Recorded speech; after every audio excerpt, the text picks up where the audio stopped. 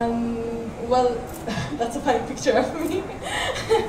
I was observed in work, but yes, I was interested actually in archaeology when they first announced that there was going to be a Louvre Abu Dhabi museum, believe it or not.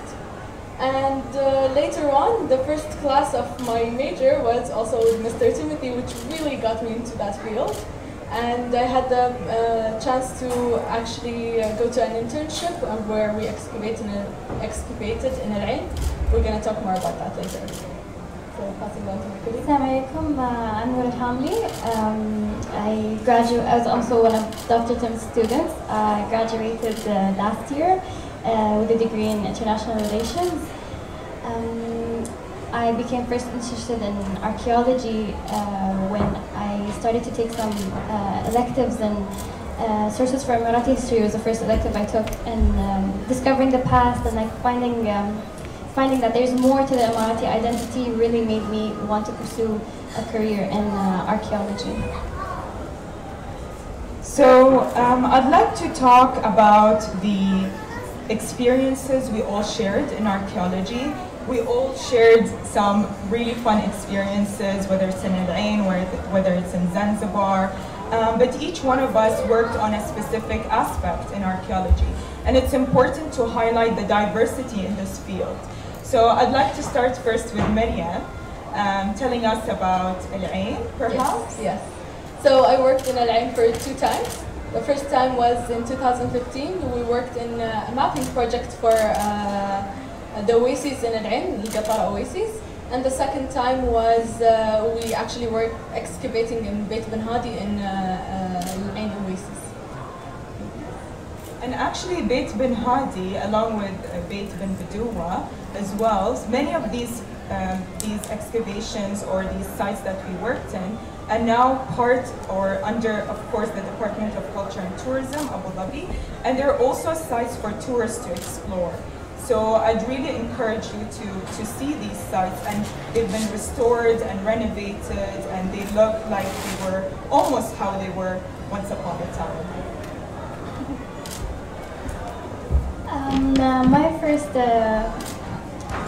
interaction with the archaeological field was a quick crash course I had in Beit Ben Hadi, and I'd really like to thank Afra Janebi, who babysat me the whole time, and Tim, of course. They taught me everything I had to know, and they really gave me a lot of their time, so I could be fully prepared for Zanzibar, which I went to with Mariyam. And it was in Beit Ben Hadi when I first discovered that I could do this forever. Like, I completely lost myself in excavating, and I never wanted to leave that trench. Here we just are sharing some images that we've taken during our experiences. This one, for example, is a recent one. Every Saturday, I volunteer to map the Oasis of Al-Ain. So the main oasis, the Al-Ain Oasis, which is a UNESCO World Heritage Site, has these beautiful mud brick walls, very ancient mud brick walls. Some of them have been restored and some of them are in danger.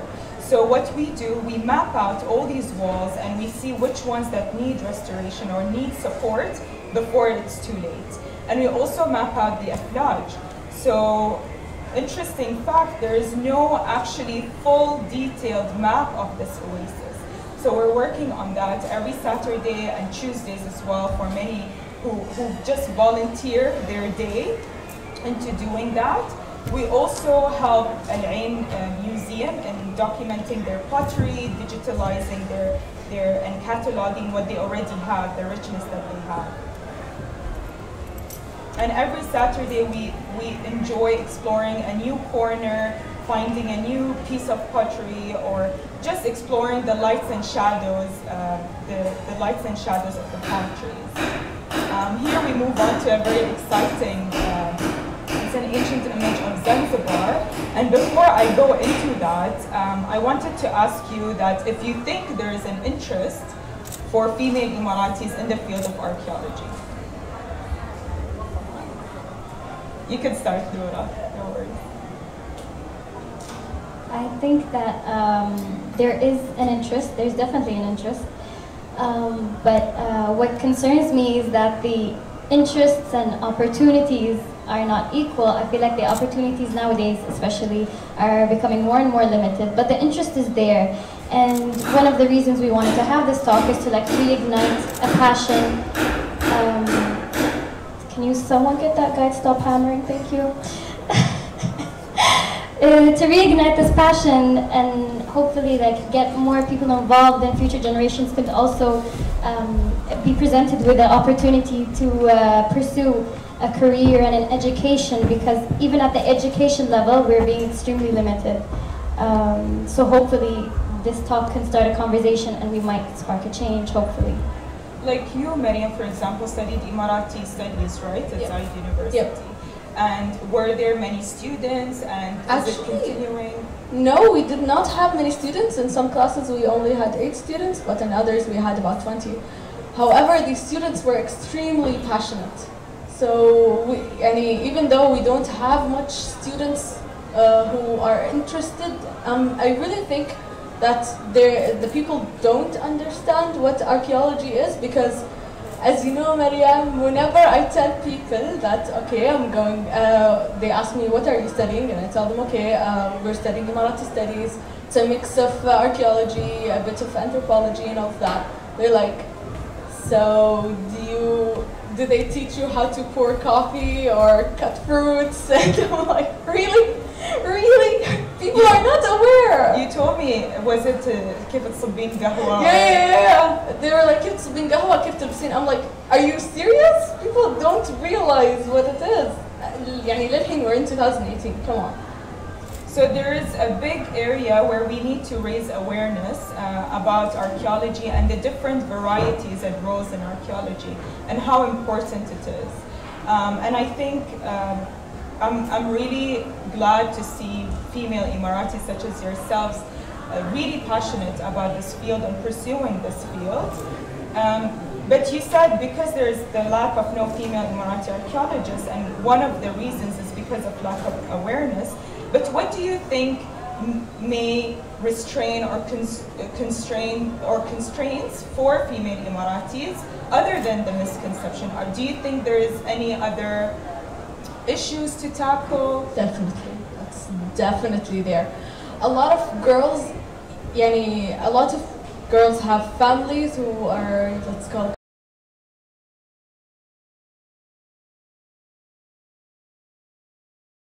like their daughters to go out and discover, and they wouldn't want them to go to far places like Zanzibar or something, Zanzibar, excuse me. And the other part is some girls actually just, I guess, not interested because they don't understand. Yeah, basically that's it. I get a lot of misconceptions saying that, you know, you're in the middle of nowhere and it's quite unsafe for a woman to be in. But how were your experiences? Who were you surrounded with? Of course we were not in the middle of nowhere. We were, the place we decide to excavate is based on research. They research the place. It's not like you'll be like in the middle of the desert, there is no water and you're gonna die. It's not like that. But basically it's a safe environment. After making sure that it's a safe environment and good for girls to work in, and after getting the consent of all the girls and their parents, and then they're welcome to go. What about Noura? What about you, like in Zanzibar? How was it, the environment? I think the environment in Zanzibar, specifically like the people I was working with and my family, were like very supportive. But before all of this, when I was back home and I was trying to explain it to my parents and explain it to my family, it raised a lot of questions like, what do you plan on doing? Like, what will you gain from going there? Are you going to throw politics away and start digging graves? Like it was really stressful to sort of explain it to them and have them accept it in a way that's not, without making it seem like I don't appreciate their concern. because we all know that our mothers or our families, like they worry from a place of love, like they're worried that you're off going, digging long hours under the sun and you're off driving off by yourself. And it does come from a place of love, it does come from a place of support, but we must also understand that it does come from a place of ignorance and discrimination, because I know for a fact that if I was a boy and I said, bye baba, basir ahbar, he won't care. But because I'm a girl, it's like, bye baba, basir ahbar, la ta'ali, وين سايرة? Yeah, you get it? So how did you convince them? How did you manage? It's a very slow and steady, at a very slow and steady pace where I understand where they're coming from, and I would like to include them in all aspects of what's happening, just to keep them informed, because especially with my parents, they're older than most parents. So yeah, it just, the more they're informed, the less they have to worry about.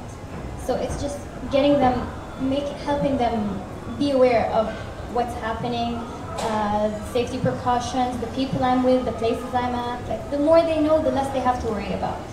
And it was an interesting trip that I joined with Noura. Unfortunately, I remember there were so many, maybe 10 female Emirati students that decided to go on the trip, but we ended up with only 2.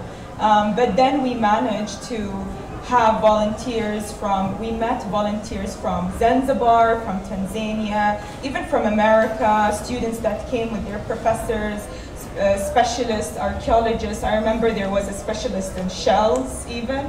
So there were many specialists, and Mark Horton, of course, the famous Mark Horton. So we were a really big group, and we not only learned the things that would help in archaeology, but we also learned about the culture and the culture of working in the field, and mingling with the people that are from that country and from that land.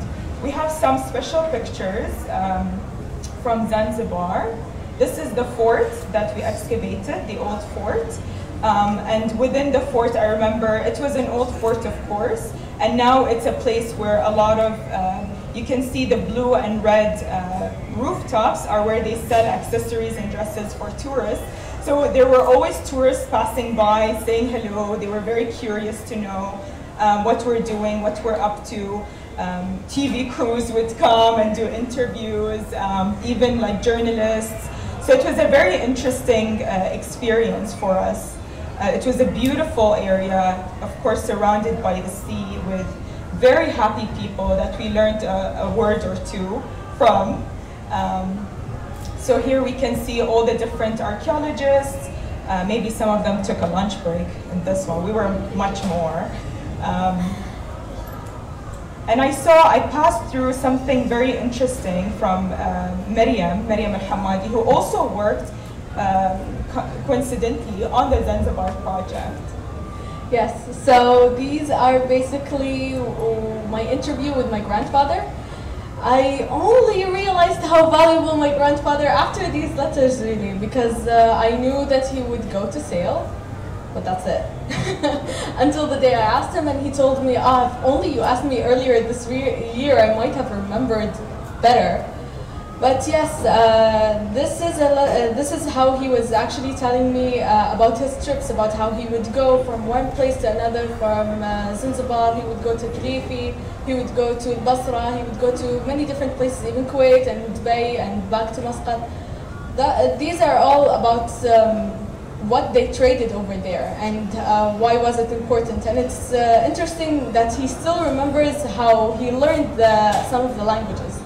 Well, I discovered that my grandfather almost speaks 7 languages, which is amazing. He told me that he learned it because, if I may say this in Arabic, كانوا يتسامرون بالليل. So basically, they would talk at night, they would tell stories, and he would talk with some of the people from different places, and he would not understand anything. He would just laugh with them whenever they joked because they were all laughing, but somehow ended up learning their language after a while.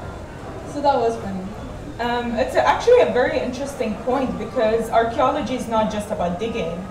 It's also about oral history. So Myriam went and interviewed her grandfather to document the oral history that could be gone at some point. And we, especially in the Arab culture, tend to have a lot of oral history. So it's a very important way of documenting the heritage and seeing the exchanges between Zanzibar and the UAE. So another question I'd like to discuss is how we know that there are issues and misconceptions. How can we tackle these other than raising awareness? In your thoughts? Really, I think that it needs to start from the families. If our families understand why this is important, they have a bigger encyclopedia than we do because they know more, they live that area, you know, like my grandfather, for example. So encouraging the new generation to go and ask and see what were they doing, because it really is dying. Oral history is really going to fade away, you know? And I know that the National Archives right now is working on a project on encouraging people to collect the oral history, so if they could participate in that, it would be really amazing. You've also worked with the French archaeologists, I think, recently. Oh, that was Amna, our colleague. So our colleague Amna Zaabi also works at Louvre Abu Dhabi. Very young, very passionate, very inspiring. She also worked on oral history by capturing and going to Ras Al Khaimah, capturing the history of exchanges of a certain oasis there. So it is a very important aspect, and some people perhaps enjoy doing that more than the excavation itself. These are just examples of things we found. Of course, when you look at a small piece of pottery, you may not see its value, whereas when you date it back to the 11th, 13th century, you actually are mesmerized. And these are many of the things that we found in Zanzibar. And we were documenting for days. We had 50 or 100 shreds of pottery. So every day we would document them. These are two of very important pieces that we also found within the excavation site. This is just a picture to show you how close we are to them. Of course, the dhow, the things that perhaps your grandfather sailed on at that day and age. I would like to also ask you your favorite memory in the field of archaeology. I guess it would be after a hard day of work, we went to rest around, somewhere in the oasis, and I just remember when we got into the shades after the sun, even though the sun was not burning that much, but after being so tired when we went there, I just felt so good. And it's nice to be outdoors when we're indoors all the time, almost all the time. The breeze was very nice. It was so beautiful. I'll never forget it. What about you, Noura? You should know this, Mariyam. My favorite memory was finding Teresa. That was my favorite ever, digging up the trench. Teresa turned out to be a boy though. But it was really interesting, and it was really fun, and you sort of, like, it gave me a feel of how close you actually are, you know, to the stories and the life these people were living. So yeah, that was my favorite. Do you remember the exact moment when you had the tools in your hand and felt like you found something? And how did that feel? Actually, I was just standing over the trench while Willie was going at the trench with a sururu, which is what we call a pickaxe. Is that what they call it, a pickaxe? So we had one of the gentlemen who were helping us from mainland Tanzania. They came over to Zanzibar and helped over there. They're students of natural history, I think, also. And so we left some of the heavy lifting for them. So he was going at the trench with the pickaxe, and he actually cracked the skull open, and that's when we found Teresa. And Noura went hysterically, "Stop!" And she started cleaning it up, and we found the whole body of skeleton. And it was important to see the difference between you know, a Christian being buried and a Muslim, and all these were this person is who had also the pendant that we showed these two nearby, right? So that's how we also knew that it was a Christian. These are some amazing pictures that Noura took of Zanzibar. Of course, we not only excavated, but we also did some sightseeing. We went to see all the historical forts or Persian baths, which was very important to learn the context of the place so that when you find something, you kind of know what it is and you kind of can imagine how it was once. And of course, we did, I think one of my favorite memories is going to the cave. It's a very, it's a very funny cave because it had a very weird vibe, and we believe that's where kind of some magic would happen. And it was so beautiful to see on the way that the ground is full of corals. So you can imagine that the floor that you're walking on was once buried under the sea, and you're walking on corals that may have been hundreds of years ago, or maybe thousands even. And it's very interesting to see such beautiful ruins just underneath you and surrounding you.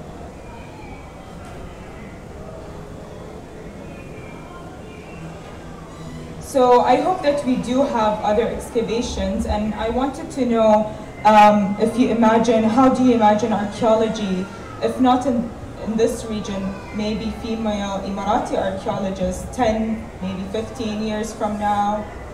Well, since it's really narrowed down right now, we don't have, I guess at least in Abu Dhabi, I didn't even hear about a major in archaeology, and it's such a shame. But I really, really hope that in the far future, maybe one day we would have archaeologists who are specialists, just like the guy you mentioned who was a specialist in shells. You know, maybe we would have something like that. That would be really nice. And how do you think we can reach there other than education? Do you see yourself being one of those specialists? Definitely. Maybe because right now I'm working in a museum, so I can't really foresee the future, but passionate about it, I think you'll reach there. Just like you, Mariyam. Thank you. What about you, Noura? I have hope for the future of archaeology, but nothing can be done if the education is not made available. That's first and foremost, that's the most important thing. If education, if there are no opportunities for not just female archaeologists, for any Emirati archaeologist, if the opportunity is not there, then how on earth are we supposed to move forward? You want archaeology to move forward? We're building more and more institutes that, you know, focus on history. So you want historians that are from the region, that are, you know, that are proficient, that know what they're talking about. You want to develop an interest in history, make the education available. Give the bare minimum is the bare minimum is just like a bachelor's degree, at least in Abu Dhabi. There is a bachelor's degree in Ain, but in Abu Dhabi, at least there has to be one. Since the Louvre is in Abu Dhabi and the Guggenheim, and you know, there should be more awareness, and a conversation should start, because there's way more to our identities as Emiratis than what we do know. There's so much before that, and there's no way of us uncovering all of this from, you know, foreigners coming in and digging up, because yes, they will do the job and they'll do a great job, but nobody will have the passion for their own history like the people of the place. You know what I'm talking about? So I firmly believe that there should be you know, some sort of dedication just solely to this cause, because as you said, this is the year of Zaid, so I should be quoting him, the person with no past has no future. So I really, really stress the importance of archaeology in our everyday life. I mean, it's there, and history should be acknowledged, and we should make more people aware of the things that make us Emirati, because a passport doesn't make you Emirati. Your passion for this country, your passion for your people, your passion for who you are and who your ancestors were, and acknowledging all that they've done to get you to where you are, that's what being an Emirati is in my eyes. That's amazing. Great words. do you think you can imagine and see an army of archaeologists in 10, 15 years? Let's make it happen. Yeah, we should. Part-time, perhaps. I think for me, I do see a future in archaeology, and I think that there should be female Emirati archaeologists that should feel encouraged, that should not hesitate, and there is support, but I think there just needs to be this interest, this spark that takes you along the way. And I'd like to know if you have any final comments for anyone before the Q&A. Of course. Well, I would like to know your opinions. Now we've been talking a lot about our experience, but there is this thing that happened when we were working, when we were excavating in Al Ain. There was this one day that I felt so tired, I could not do it anymore, so I just wanted to take a break. And you're laughing because you know. And just then, when that happened, one of the men over there said, this is why girls can't work in archaeology. And that was the bomb. Girls were so angry, they were on fire, they were working like there's no tomorrow. But really, what do you think about that? Do you think that girls can't work in archaeology just because I felt tired that day because I was not taking care of my health? Anyone? I'll jump in for a sec. I think that here, especially in the Emirat, females will give 110%. If they are passionate, they will give more than they should be giving, because we have more things to prove. We have harder glass ceilings to break. We have a lot to prove, because we're not only fighting, day-to-day gender discrimination. That's not the only battle we're fighting. We're fighting a war with our society, because it's true that our governments will empower women. I mean, we have all kinds of support from all of our leaders, and they want to see women excel, and they want to see women go forward. But there's a huge society pullback on that.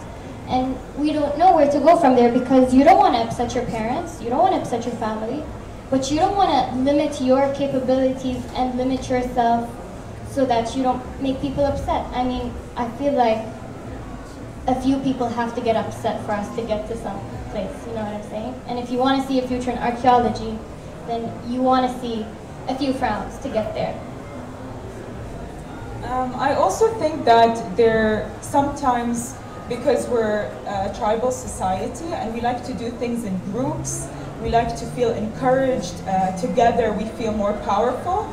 I think when we work together and we show that we're a group, they feel less intimidated. Female Emiratis would feel more likely to join. They feel encouraged, because we are a family. We can be considered as a family, that they're not isolated, they're not alone. And that was the whole point of this talk, to actually share our experiences. And I'm very happy to see many of them are here to support us, that work with us and volunteer with us. And I hope that they're also following, whether it's on social media. And we also have an account called Heritage Studies on Instagram, if you'd like to see some of the experiences over the years. So we did start in 2014, but it's been going on today, and hopefully it will keep going on. And why not one day we will lead one of these excavations, whether it's here in the nation or worldwide even. So thank you all for listening, and we'll move on to the Q&A session. If anyone has any questions or would like to share a comment, even an opinion, please feel free.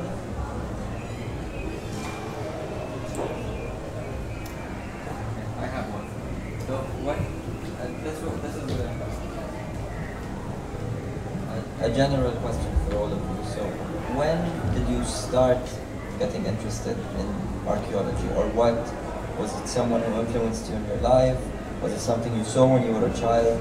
Because today you're talking about empowering and educating and giving people the ability to learn about archaeology. So my question to you is, what inspired you?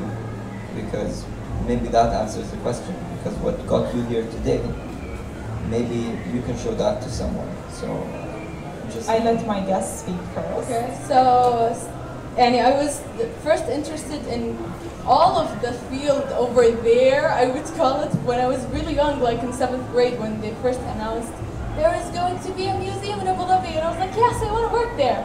That's it. I didn't know anything. But then I got a scholarship, and was happy that I got it. But it was limited to only Emirati studies, and I was like, okay, fine, Emirati studies is nice, but I don't know anything about Emirati studies. I was as unaware as the people they are today. And then I joined one of Tim's classes, and the first class was in archaeology, and then أخذنا class ثاني in archaeology in the UAE, and so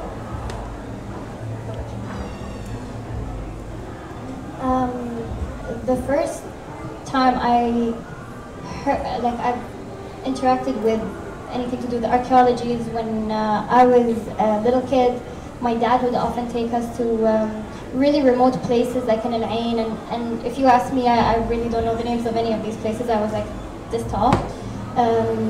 And he just like let us walk around the ruins and stuff, and I didn't think of how important that was back then because I was just a kid, but now I understand, because ever since then that I had this like love for history and you know, and I've always had this sort of passion for discovering things that like give me a sense of who I am and that give me something, you know, to piece my identity together with, because obviously it's a really important part of who you are.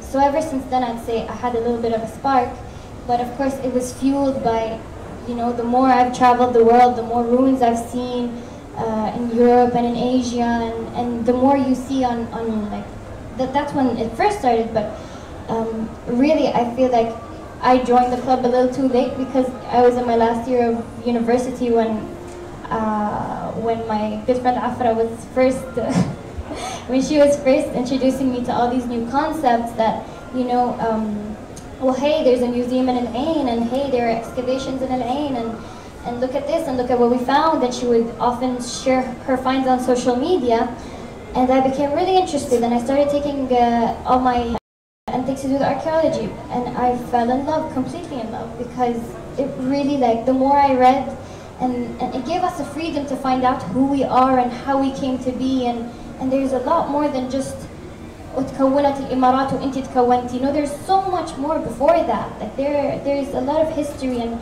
it needs to be acknowledged, because I don't even think the UAE would be what it is before what happened. Yani.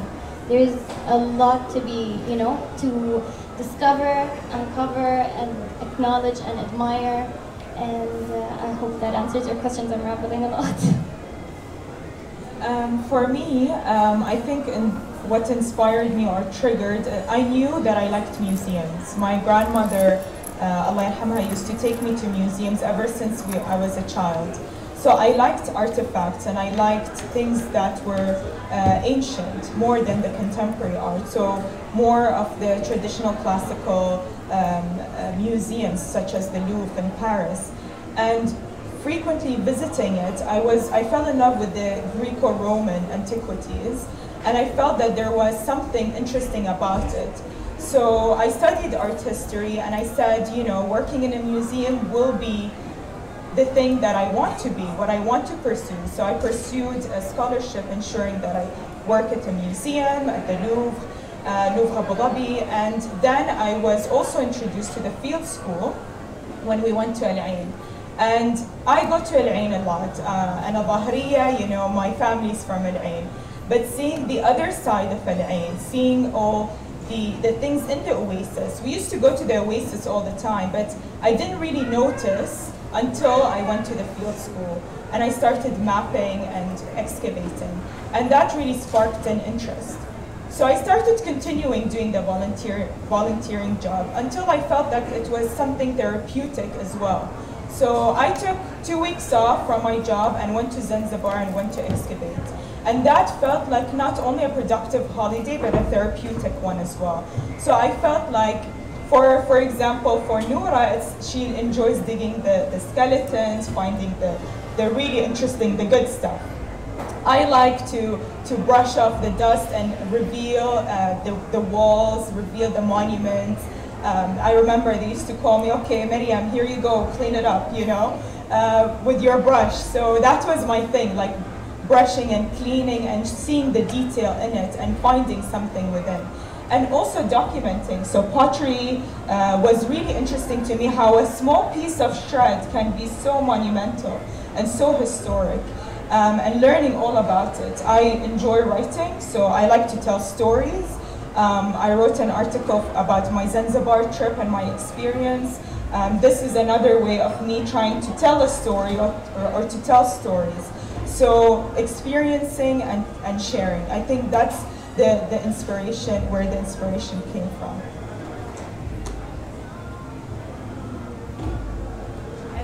Any other comments? Sorry.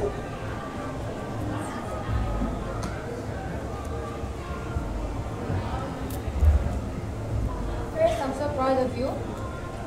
Thank you so much.